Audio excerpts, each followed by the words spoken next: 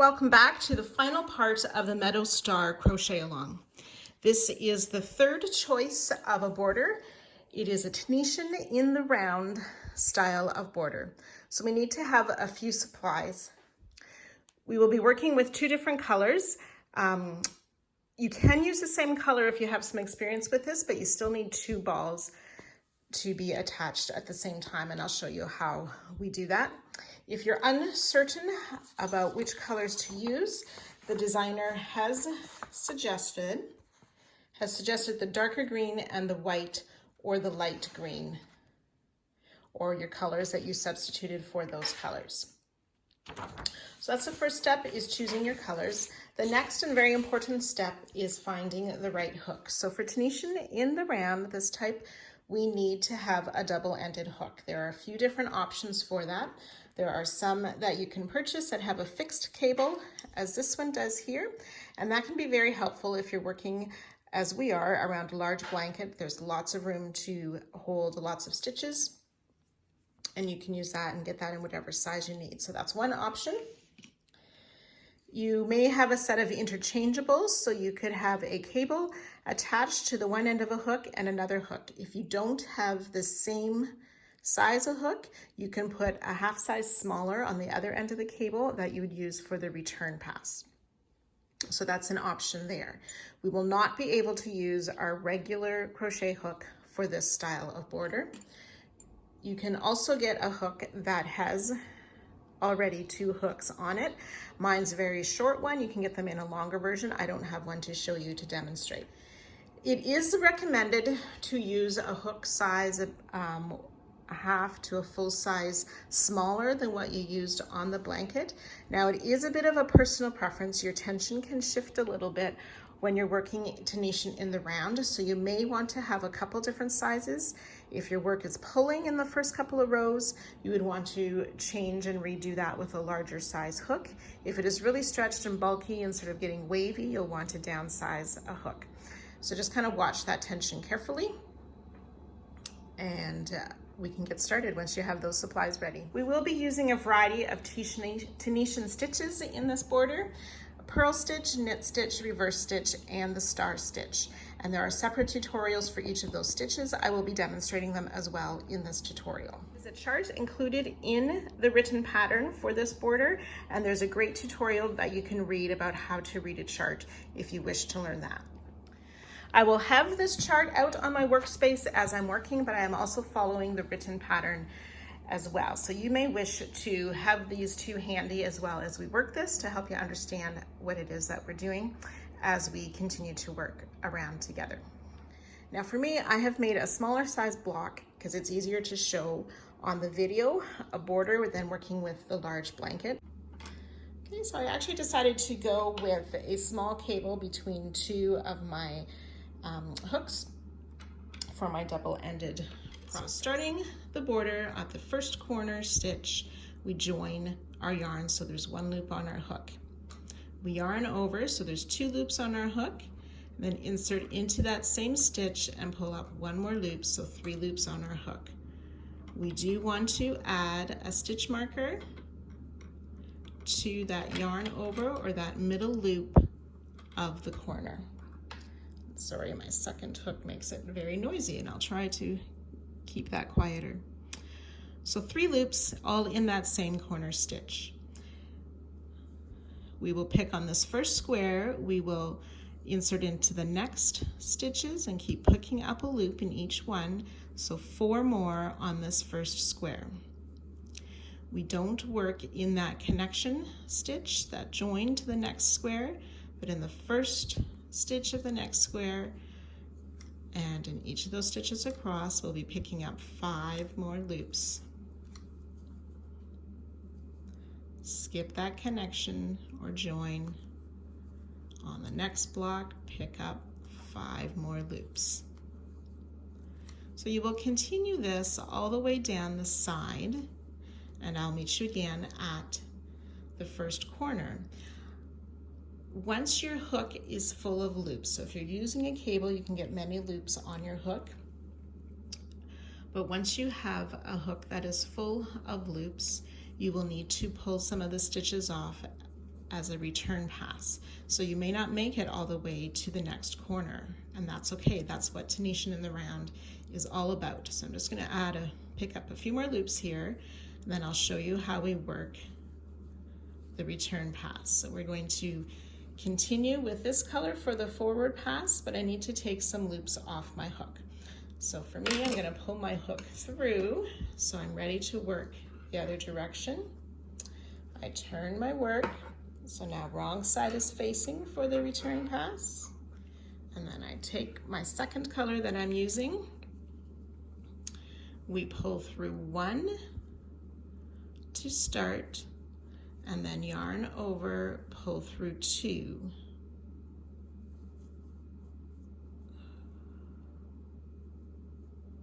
Sorry, there we go. Yarn over, pull through 2 for the return pass. And we will work this return pass until we are just a few stitches from the end of our forward pass. So we want to leave at least 5 loops on our hook, or a few more, so that those loops don't stretch out in this process of working part way on the return pass, or it'll throw our tension off for the border.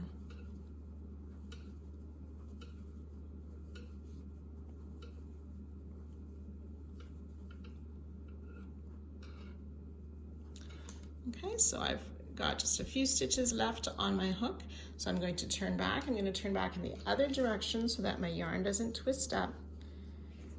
If I kept turning in the same direction, the yarns would always tangle together, and I don't want that. Pull my hook through again so I can use the other end and work more of the forward pass. Picking up 5 loops on each of the blocks of our blanket.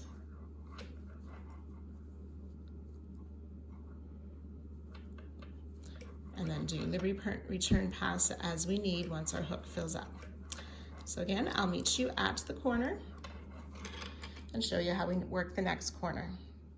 Now, I didn't start with a slip knot. I do want to make sure that that end doesn't unravel, so I'm just going to tie these 2 starting ends together. Okay, so I've worked my way down the first side and worked the return pass as well, so I just have a few stitches left. So again, I have finished picking up in that last loop of the side, and then starting the first loop of the next side will be our corner stitch. So we insert, pick up a loop, yarn over, and you want to mark that yarn over again. I'm using a different color so I can identify which is my starting corner, and then insert into that same stitch again and pull up another loop. So we have 3 loops again in the corner. And then again, we'll just work down the next side, picking up loops, remembering on this first block, we only pick up 4 more since we already worked the corner in that first stitch. And then we'll continue down the side, skipping that connection loop, picking up a loop in each of the stitches across.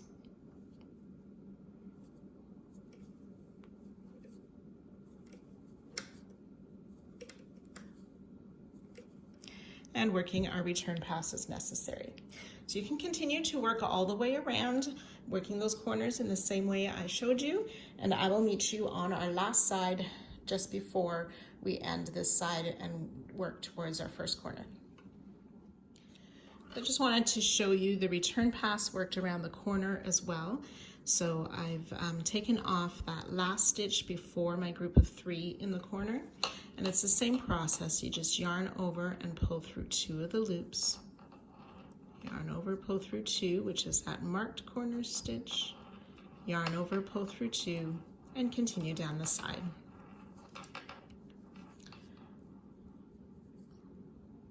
I'll show you the front side of that corner then.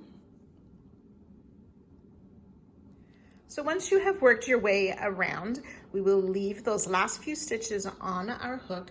We do not do a join at the end of each round as we would in standard crochet. We're just going to keep working around. So that is partly why we need to have that corner stitch marked so that we can work that. So for round 2 through round 5, we're going to be working the honeycomb stitch, starting each row with a purl stitch after we've worked the corner stitches. And I'll show you how the corners work. And you'll end with a simple stitch before the next corner as well. Okay, so as we begin working round 2, this will be a honeycomb stitch after we get past the corner stitches. So our corners are always going to follow a similar pattern. There will be 2 knit stitches and then our 3 in the corner as we worked last round, and then 2 more knit stitches. So we just need to keep that in mind. This first corner, we start with only 1 knit stitch, and the final one will be at the end of the round. So finding that first loop of the corner, and again, this first round is going to be the trickiest one to work. It'll be easier next round as we're established. So I've marked the second loop, so this is my first loop of the corner. We want to insert as though we were picking up that loop. So from right to left, but then through the back for our knit stitch.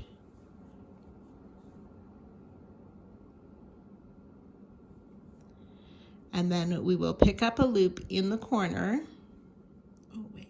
but like a TSS or a knit stitch as well. So under the loop and then through out to the back to pull up that loop, yarn over, and then another knit stitch in that same center loop, moving our stitch marker up to that middle loop or that yarn over loop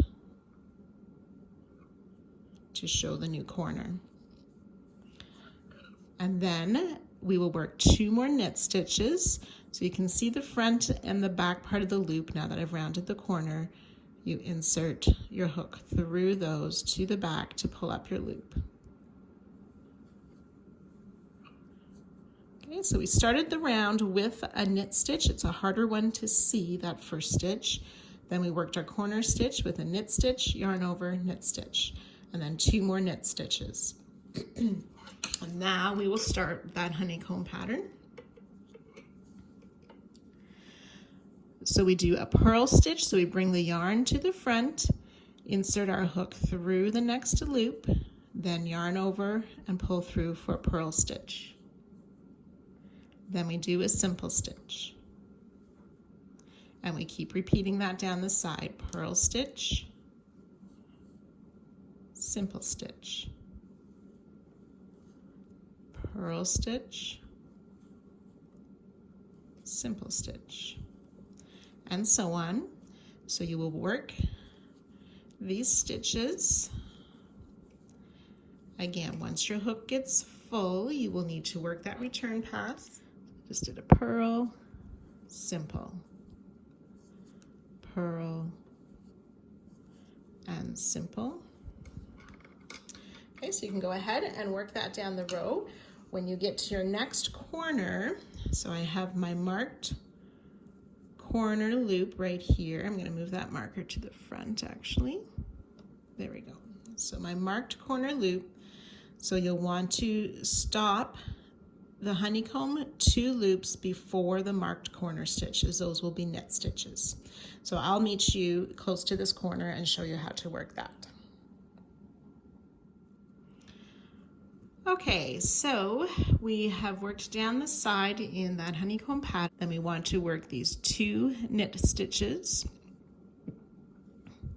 in the last 2 before our marked corner stitch. And then in the marked stitch, so I'm going to just remove this marker now that I've reached it. We will work like a knit stitch, so through that loop, pull up our first loop, yarn over, insert in the same corner stitch like a knit stitch to pull up a loop, and then you want to move your marker and put it in that yarn over loop. Now, if you prefer, some people prefer to wait until they've worked the return pass and add the marker in that chain or the return pass part of that loop, whichever you prefer and is the most easily recognized for you, that's great.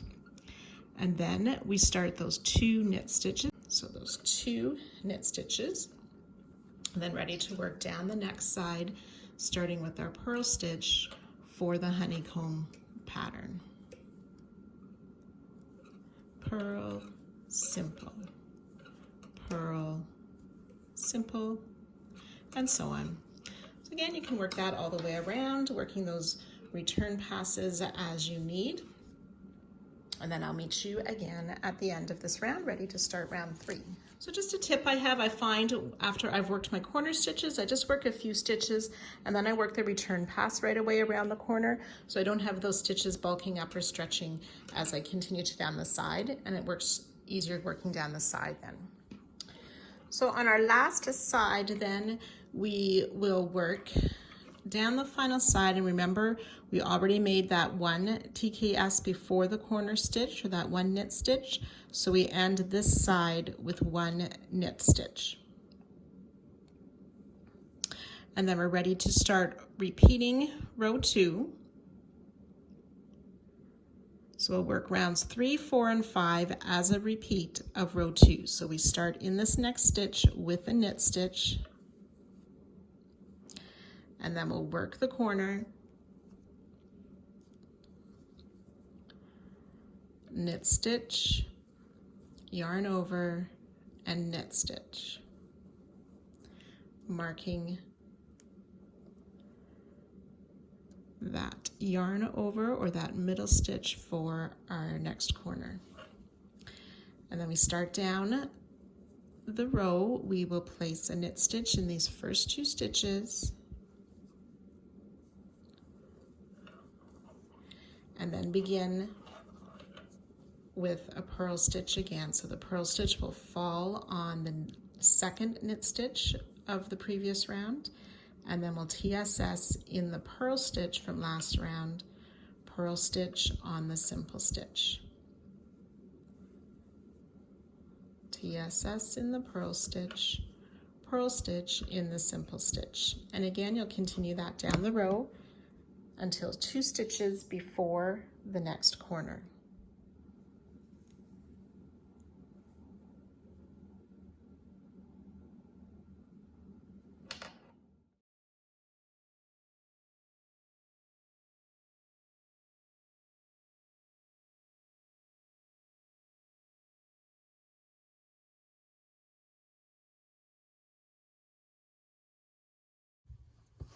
So I've completed row 5 and met up with my starting corner. So for row 6, we are going to be making a row of Tunisian reverse stitch, but first we work our corners in exactly the same way. So the starting corner, we need to do that 1 knit stitch, and then in this marked stitch, we will place that knit stitch, yarn over, and knit stitch. And again, marking that yarn over stitch. And then working down the next side, we want to do those 2 knit stitches. So 1 and 2. And then we will work our reverse stitches. So a reverse stitch is like the simple stitch where we just go under 1 loop, but instead of this front loop, we want to do the loop that's around the back. So I just sort of fold mine over a little bit, and I can easily see that back loop. Insert your hook through there, yarn over, and pull up a loop. So we will just work down each of the stitches down this side, doing this reverse stitch until 2 stitches before the next corner. And again, working the return pass once your hook is full of stitches. You can see how this then will make sort of a ridge with our contrast color to separate our next section of the border, which will be star stitches. So row 6, we'll work this Tunisian reverse stitch and working the corners the same as we did before. I'll meet you just before our next corner to show you that one more time. So I've worked that reverse stitch down my first side, ready to work this next corner. I've stopped 2 stitches before my marked corner stitch. We'll we'll work those 2 knit stitches, so 1 and 2, and then in that marked stitch work the knit stitch, yarn over, knit stitch, and again marking the corner, yarn over, followed by knit stitch in those next 2 stitches, and then ready to start the reverse stitch down the side. So again, inserting through that back loop to pull out, yarn over and pull up our new loop for the reverse stitch. So you can go ahead and finish this around all sides.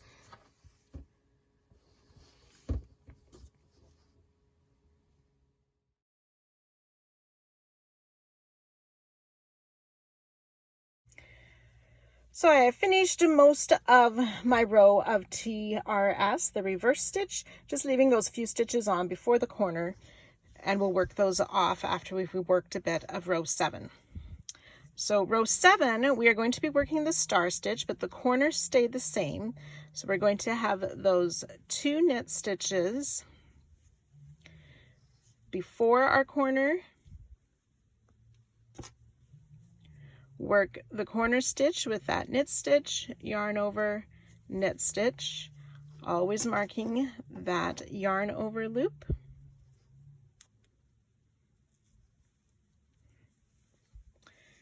And then knit stitch in the next 2 stitches as well.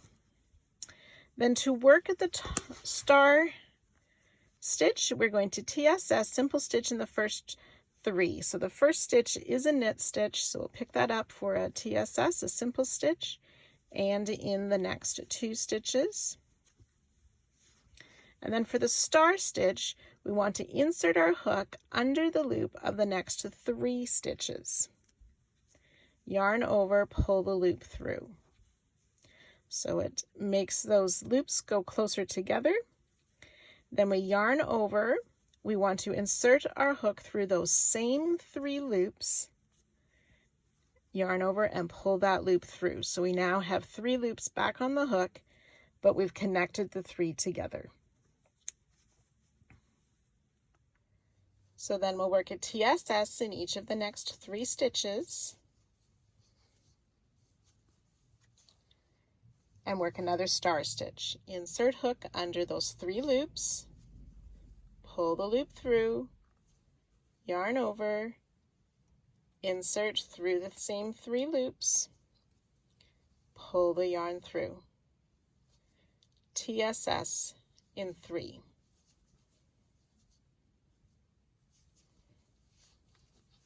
So we'll continue that down the row. When you work the return pass, you need to make sure you're taking each of these 3 loops from the star stitch off individually. So I'll show you that in a few minutes as well. So I'm working my return pass, and I'm just 1 loop ahead of where the star stitch is. So yarn over, pull through that loop, and then when we have these 3 sort of loops that are closer together, we need to make sure on the return pass that we work each as an individual loop, like so. And then just finish our return pass as we would normally.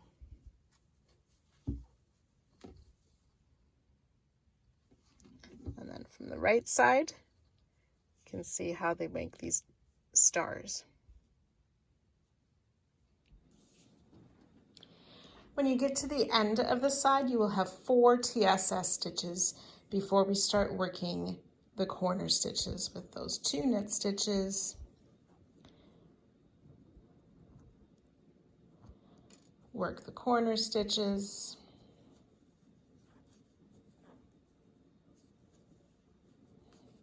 and 2 knit stitches. And then to start the next side, we'll have those 3 simple stitches, 3 TSS. Before working that first star stitch again.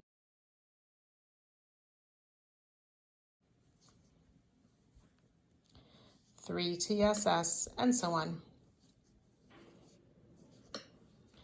So you can go ahead and work that all the way around, remembering of course that there's 3 TSS before the first star stitch of each side and 4 after the last star stitch of each side. So I've worked most of my way around with this star stitch round, ready to start the corner again. So for this next round, round 8, we're going to be making TSS round. So we do our corner the same, so those 2 knit stitches, the knit, yarn over, knit in that corner stitch, and you can add a stitch marker to that corner stitch as well, the new yarn over stitch, 2 knit stitches,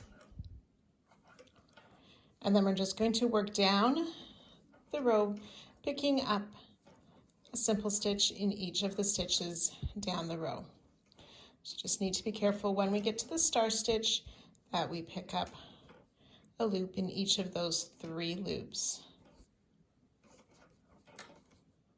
and TSS down the side. Okay, so we're working the corners the same, 2 knit stitches, the corner stitches of the knit, yarn over, knit, 2 more knit stitches, and then TSS all the way around.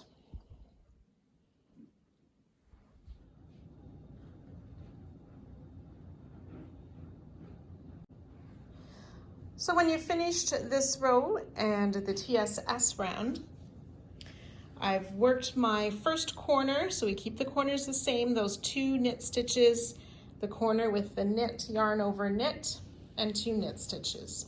And then we're going to be working a round of reverse stitch. So round 9, reverse stitch, remembering that's just picking up the loops, but on from the wrong side. So we keep right side facing, but we go through the loops on that back loop or on the back side. Working the corners the same way as we have all along.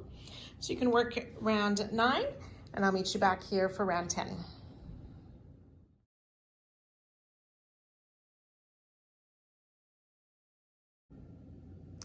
After we have worked that TSS round, rounds 10, 11, and 12 are the honeycomb pattern once more.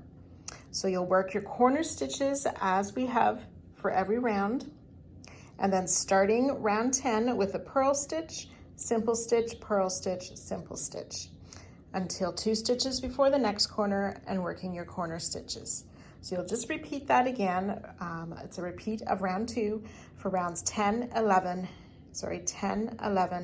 and 12. So 3 more rounds using that honeycomb pattern. Go ahead and work that now, and then I'll join you to work the final bind off row. So as you're finishing up round 12, we're going to do the return pass, and this time you want to take all of these loops off. So I'll just take the rest of these loops off.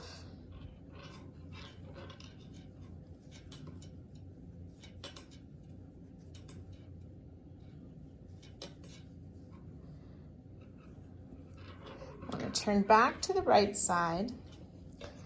Then we want to work our bind off loops or our bind off stitches. So I'm going to be using my darker color, the pink color, for the bind off stitches. So just insert under that loop,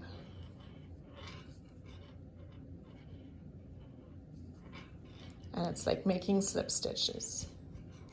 So each of the loops, all of our corner stitches, oops, that was the wrong loop there.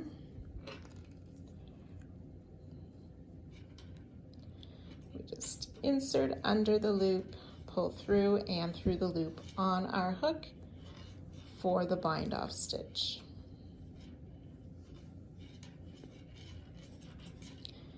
Okay, you continue that all the way around until we get to the end of the round, and we'll slip stitch to our starting stitch as well. So I'm finishing up my bind off row. Want to enter in my last stitch here, and then we'll just make a slip stitch to our starting bind off stitch, and fasten off all ends and sew them in. And then time to enjoy this lovely meadow star blanket. Special thanks to our designer and all her hard work. And enjoy, and I hope to see you another time.